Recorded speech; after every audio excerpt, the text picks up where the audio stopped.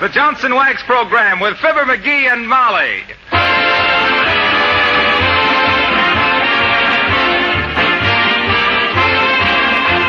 The makers of Johnson's Wax and Johnson's Self-Polishing Glow Coat present Marion and Jim Jordan as Fibber McGee and Molly with Jimmy Shields, Bill Thompson, and Billy Mills Orchestra. The show opens with Hallelujah.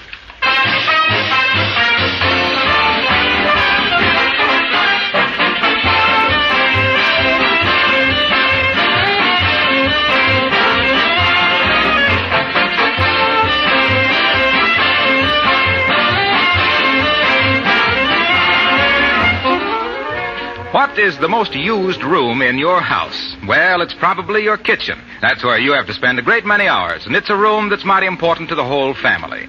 Then shouldn't the kitchen be as bright and cheerful as you can make it? There are many things you can do to accomplish this, but nothing will help more than to keep your linoleum floors glistening and spotless with Johnson's Self-Polishing Glow Coat. And nothing will save you as much work as Glow Coat. This easy-to-use polish needs no rubbing or buffing at all. You simply pour it onto your floor, spread it around, and it polishes itself in 20 minutes while it's drying. Glow Coat gives a beautiful polish that is long-lasting and easy to keep clean. Spilled things wipe up easily with a damp cloth. Many users write us that Glow Coat makes their linoleum last 6 times longer than unprotected surfaces. And, of course, Glow Coat does away with old-fashioned floor scrubbing. Buy a can of Glow Coat tomorrow. It's spelled Glocoat. Johnson's Self-Polishing Glow Coat.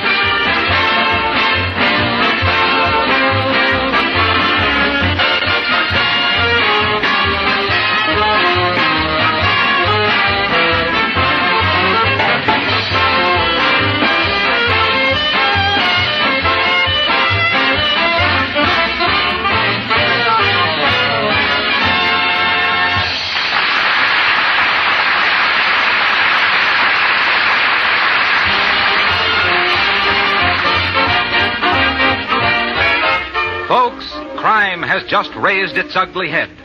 The Wistful Vista Jewelry, We Fix Watches, and Do You Need Glasses Company has just discovered that a $12,000 necklace is missing.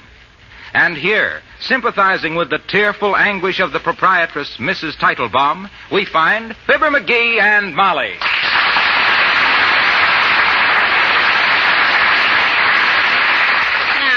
Now, Mrs. Teitelbaum, don't take it so hard, dearie. I'm sure the necklace will turn up someplace. So am I. It'll turn up in our pawn shop in Toledo, maybe. Oy, $12,000. Oh, there. Now, look, Mrs. Teitelbaum, you want to recover this diamond necklace without no fuss nor scandal, don't you? And you don't want to dish out a heavy reward to the cops, do you? You're talking. I was wondering for a minute.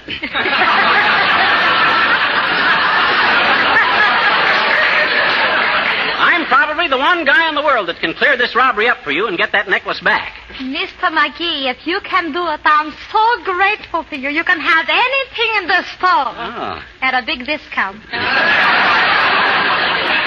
But what experiences are you having, please? What experience? Why, Mrs. Teitelbaum, do you mean to stand there with your head between your bobby pins and tell me you never heard of Detective McGee? So help me, I didn't. I'm kind of surprised at you, Tidy. Because I'm well known for crime detection. A brute with my fists and lightning with a shooting iron. Why, when I was only 5 years old, none of the other kids would even split a soda with me because I was so fast on the draw. I could shoot lead out of a revolver quicker than anybody living. Get the lead out, McGee, I was known as in them days.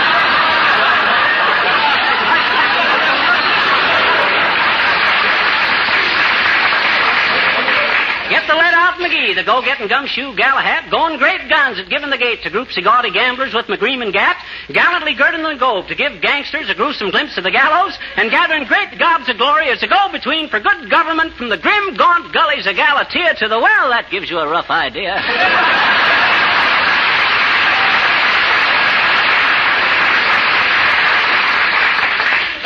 Well, what's your proposition, please? 1% of the value of the necklace. That's $120, and I guarantee results. All right, go ahead. McGee, how about the business you had with Mrs. Teitelbaum when you came in here? Oh, that can wait. I just wanted to tell her that fountain pen I got in here this morning was Oh, never mind that now. Come on, Molly. You're working on this case with me. Oh, goody. Mm-hmm. We'll pretend we're playing the thin man. Oh. I'll be Myrna Loy, and you can be Dick Powell. It was William Powell. Oh, well, he was a dick in the picture. Mrs. Teitelbaum, have your clerk call the police and get a squad car over here, and then write down the names of whoever's been in the store today. I want a third degree, everybody. Okay. Jake, a piece of paper on a squad car, please. McGee, why do you get that poor woman's hopes up like this? As a sleuth, you couldn't find a fire truck in a phone booth. Molly, for some reason, you seem to lack confidence in me. Tell me this, have I ever completely failed in anything I ever did? What'd you ever do? Well, Hey, I wonder what become of that squad car. They ought to be here by now. Let me take that phone. Hello, operator. Give me the police to... Oh, is that you, Mert? How's everything, Mert? Who did? Your cousin Alfred. Not really. With an old-fashioned razor, eh? Oh. Oh, my God. From ear to ear, eh? Oh, dear. Is that so? What do you know about that, Molly? Oh, heavenly days, what? Mert's young cousin shaved himself for the first time this morning. He was so tickled he had a grin from ear to ear. Hello, Mert? Oh, police headquarters don't answer, eh? No, never mind. So long, Mert. One of these days I'm going to really get a number and spoil everything. Well, now, the first thing we got to do, Molly... Here, Mr. McGee. Here's our list of customers who'll be in my store today. Oh, well, thank you, Mrs. Teitelbaum. Phone this list to the police and tell them to have all these suspects here at 2 o'clock. Now, before I start running down any clues, I'd like to ask just one question, if I may. Go ahead. Now, think carefully before you answer, Mrs. Teitelbaum. Certainly. Now, here's the question.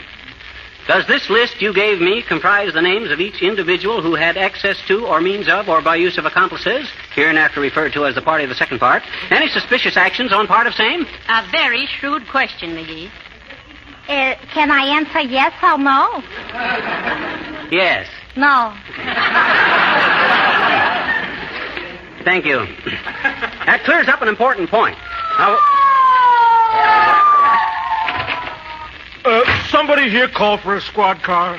Yes, officer, there's been a robbery in here. What was took? A diamond necklace, Bud, worth $12,000. You work with me, and I'll cut you in on the publicity. Okay, that's swell. I take a wonderful picture. That's all. Yeah, I usually pose with me revolver in me hand and a stern look on me puss. Like this, see? That's a stern look, all right. Looks like the stern of a ferry boat.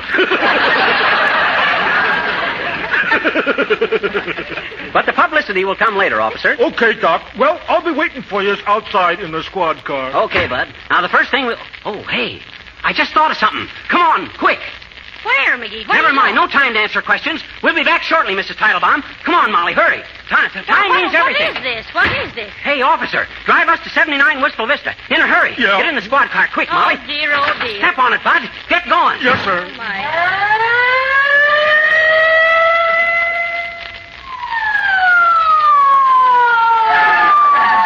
Here you are, Doc. Shall I surround the house?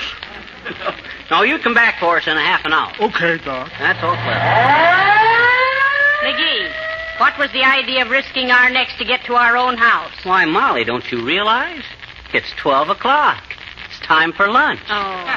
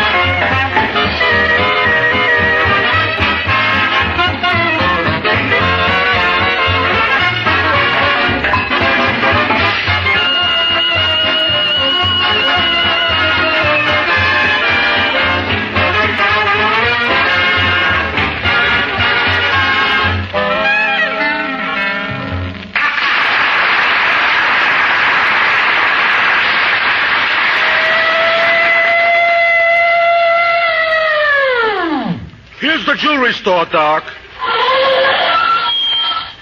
You gotta get them brakes fixed. Well, come on, Molly. Now that I've had lunch, I can really tackle this jewel robbery. Never could solve a mystery on an empty stomach. Why not? As a detective, you're strictly from hunger. Just the same, I can be more nonchalant with a toothpick in my mouth and... sorry, little girl. Hi, mister.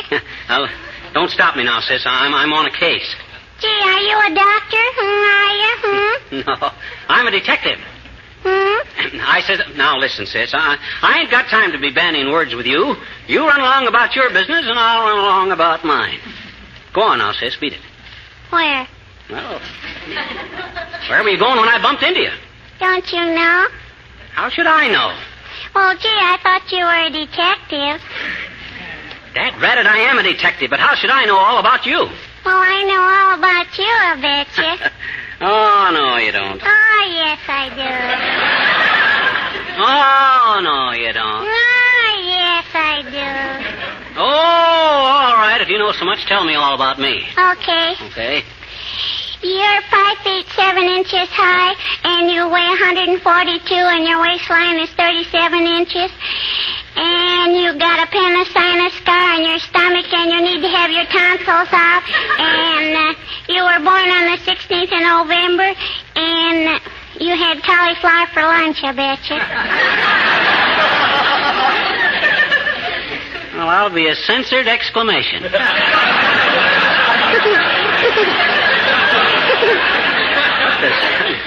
How did you know all that, sis? I saw it in your insurance application. My uncle sold you the insurance. Oh, I see. Oh, well, that's pretty simple then. Sure. I thought you were really... Hey, how'd you know I had cauliflower for lunch? That wasn't in my insurance application. I know it. Well, and how'd you figure that out? Well, we live just south of you, and there's a north wind today.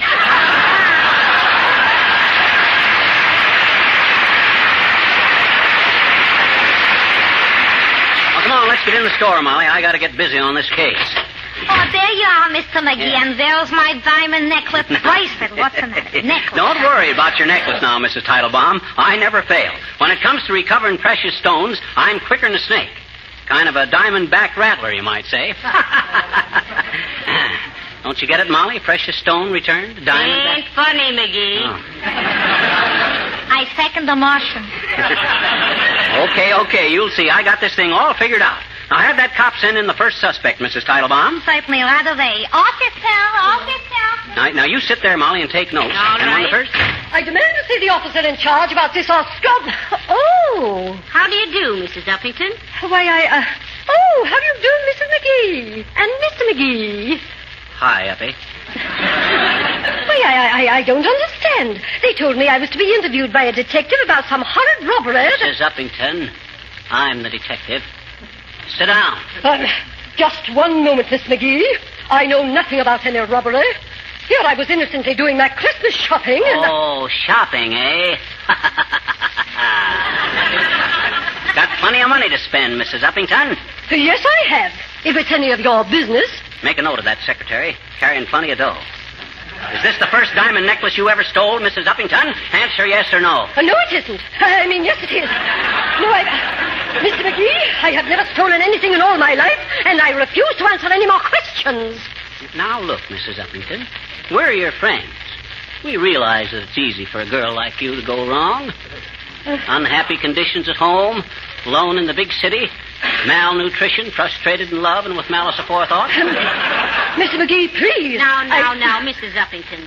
Don't be upset, dearie. We'll make it as easy for you as we can. Mrs. Uppington, you were in this jewelry store between the hours of this morning and this afternoon, were you not? Yes, I was. What'd you buy? Why, I didn't make any purchases. Oh, you didn't buy anything, eh? Just snooping around, eh? A likely story.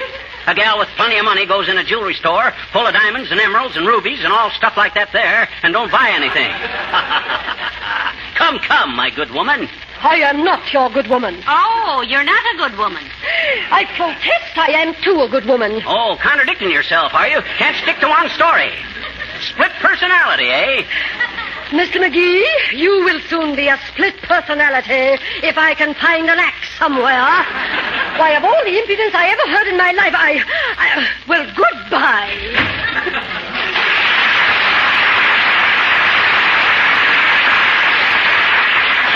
Well, we can cross her off as a suspect. I don't think she'd be guilty of robbery. No, her line is murder. Huh? What you mean? I mean, she'll shoot you on sight after this. Hello there, Johnny. Hello, daughter. Understand you want to grill me.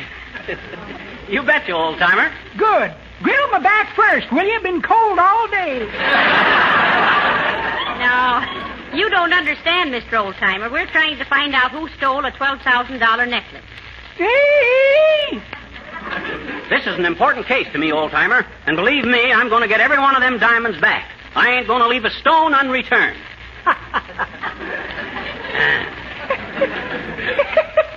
That's pretty good, Johnny. But that ain't the way I heard it. Never mind that stuff now. Where was you between the hours of... The way I heard it, one feller says to t'other feller, say, says, I hear there's a radio show on Tuesday night. If you're listening to it when they call you up, they give you $1,000.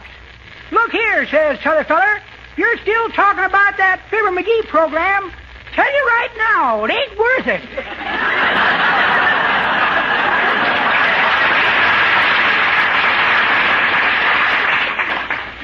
You want to see me about something, Johnny? Yes, I do. The owner of this jewelry store, Mrs. Teitelbaum, was robbed of a diamond necklace worth $12,000. Well, ferment my cider.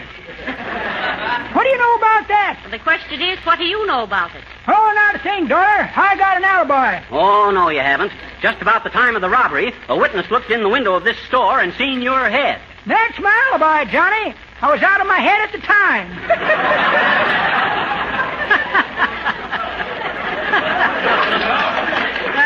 That's pretty good, old-timer, but that ain't the way... What? This is where I come in, Johnny.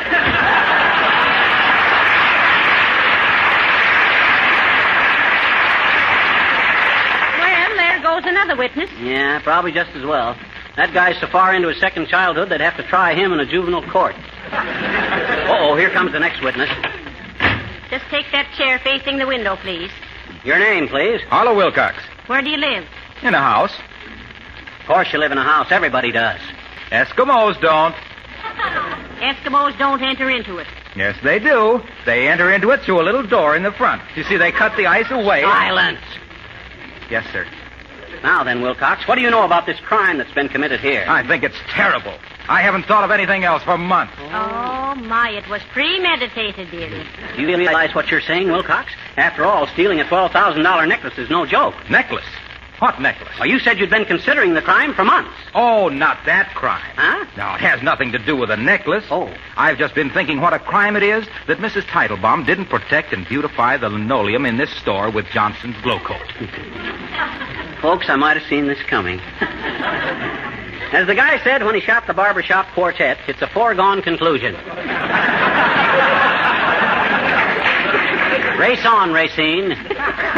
Well, that's all, except that I'm going to show Mrs. Teitelbaum how Johnson's Glow Coat will bring out the beauty of her linoleum and keep it from scuffing and wearing, and how she can apply it with absolutely no rubbing or buffing, and how it shines as it dries. Oh. Did you say necklace was missing? Yes, Mr. Wilcox. Well, gee, if you find it, give me the string, will you? I'm a string saver. So long, folks.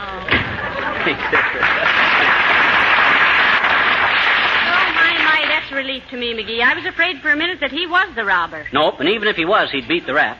No expert on Glow Coat will ever be sentenced to hard labor. Hey, what's that? Heavenly days. Look, McGee, it's a stone with a note tied to it. Oh, no, be calm, Molly. They can't frighten me off of this case. Well, let me see that note. What does it say? It says, "Don't pay any attention to me. I'm just a rock that was thrown up by a passing truck."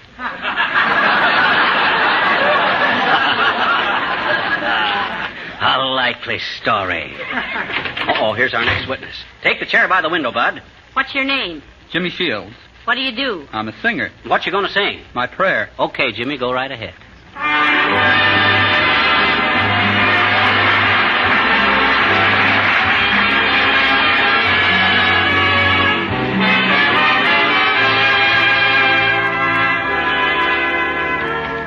My prayer and the answer you give they still be the same. For as long as we live, that you'll always be there. When the twilight is gone and no songbird is singing, when the twilight is gone, you come into my heart, and here in my heart you will stay while I pray. My prayer is to linger with you at the end of the day in a dream that's divine. My prayer is a rapture in blue with the world far away and your lips close to mine. Tonight, while our hearts are aglow, oh, tell me the words that I'm longing to know. My prayer and the answer you give, may they still be the same. For as long as we live, that you'll always be there at the end of my prayer.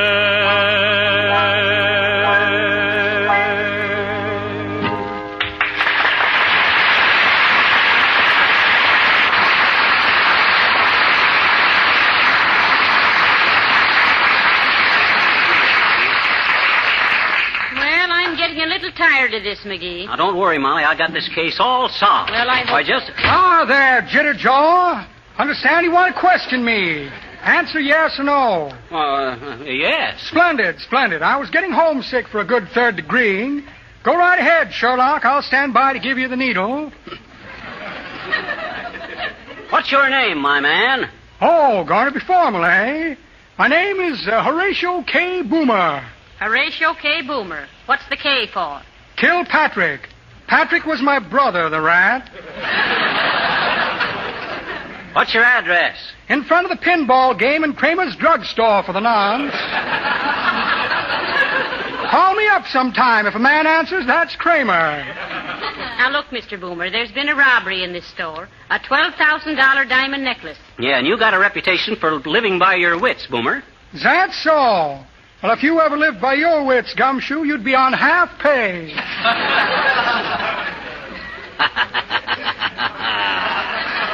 A likely story. Boomer, we're going to frisk you. Empty your pockets on that table there. Why, certainly, certainly. Glad to cooperate. Here you are. Empty them out there. Oh, dear. Now, there's a steel jimmy.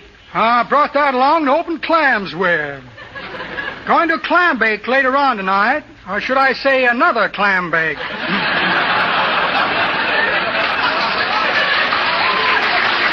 Short length of lead pipe. Oh, is that lead? Betcha. Could have sworn it was rubber. Saw it bounce off a man's head last night. Oh, look, a pair of rubber gloves. Oh, simply a sanitary measure, my dear.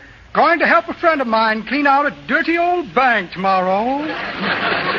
Here's something. Looks like a receipt for a funeral service. Oh, so it is, so it is. Bought a coffin for a little midget friend of mine. Do you understand now what that paper is? A check for a short beer. Exactly. Okay, Boomer, you ain't got anything incriminating on you, I guess. Go out and wait with the others. Heavenly days, McGee. Will you tell me where we are now? That was our last suspect. Now, don't worry, Molly. The case is all solved. But how? Where? Now, watch this, Molly. Come on, we'll talk to the crowd. All right. All right, quiet, please, folks. Quiet. Mr. McGee, please. Now, take it easy, Mrs. Teitelbaum. The case is all solved. The person who has your necklace is right in this room. And the name of that person is Fibber McGee. Oh. And here it is, Mrs. Teitelbaum. Thank you. Thank you. Oh, my beautiful stuff. Thank you. Wonderful, Fibber. Where'd you get it? Who took it? I did. What? You did? Yeah, sure. McGee, it's time you explained yourself, I think. Well, I think so myself, I think. Folks, I came in here this morning to buy a fountain pen. When I got home, the fountain pen box had a diamond necklace in it. Mrs. Teitelbaum simply gave me the wrong box. So I thought it was a good chance to practice up on my detective work. You see, I'm taking a correspondence course in detective work. All right. Break it up. Quiet. McGee. I think you should be ashamed of yourself, dearie. Huh? What for? Treating Mrs. Teitelbaum this way. I think you owe her for keeping her so upset all day. Oh, well, maybe you're right, Molly. Well, Mrs. Teitelbaum, I apologize. I guess it was kind of thoughtless. I'm awfully sorry. For what, please? For worrying you so much. Listen, I keep telling myself, why? After all, it's just a comedy program.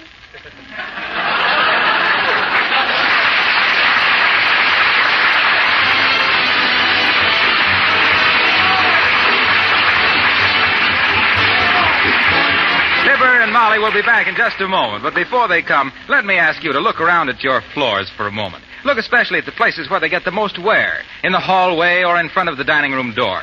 Now, if your floors are not properly protected at these traffic spots, you'll find the floor badly marred and scuffed up, greatly detracting from the appearance of the entire house. But if these traffic areas are protected regularly with genuine Johnson's wax, then they gleam with a rich, mellow beauty that is something to be proud of. Careful housekeepers make sure there's always a supply of Johnson's wax on hand. Well, ladies and gentlemen, before we leave you tonight, we'd like to remind you that your local Tuberculosis Institute needs your aid. And you can do your part by buying Christmas seals. Good night. Good night, all.